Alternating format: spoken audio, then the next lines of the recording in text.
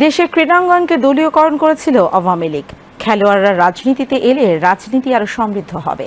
আজ রাজধানী মিরপুরে জিয়া আন্তঃথানা ফুটবল টুর্নামেন্টের উদ্বোধনী অনুষ্ঠানে বিএনপি মহাসচিব মির্জা ফখরুল ইসলাম আলমগীর কথা বলেন। ঢাকা মহানগর উত্তর বিএনপি এই টুর্নামেন্টের আয়োজন করে।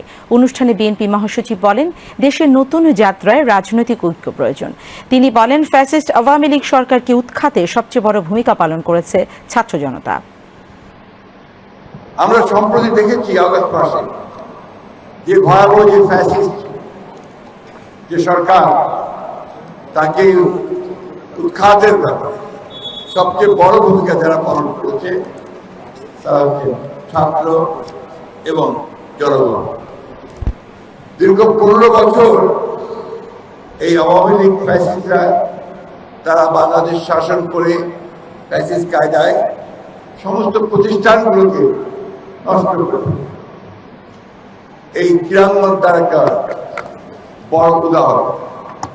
এবং এই ক্রীড়াঙ্গনকে কোনোদিন পূর্বে কখনোই দলীয়করণ করা হয়, তারা এটাকে দলীয়করণ করেছে।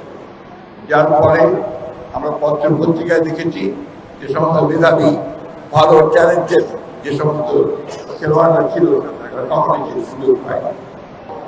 আমাদের এই যে নতুন যে যাত্রা শুরু হয়েছে, এই যাত্রায় আমাদের ক্রীড়াঙ্গনে আমাদের যে জিনিসটা সবচেয়ে বেশি দরকার সেটা হচ্ছে একটা অরাজনৈতিক একটা ঐক্য এবং মেধার চর্চা সবচেয়ে বেশি। সুযোগ যেন সবাই পায় এবং সেই সুযোগে যেন সবচেয়ে ভালো খেলোয়াড় বেরিয়ে আসতে চায়।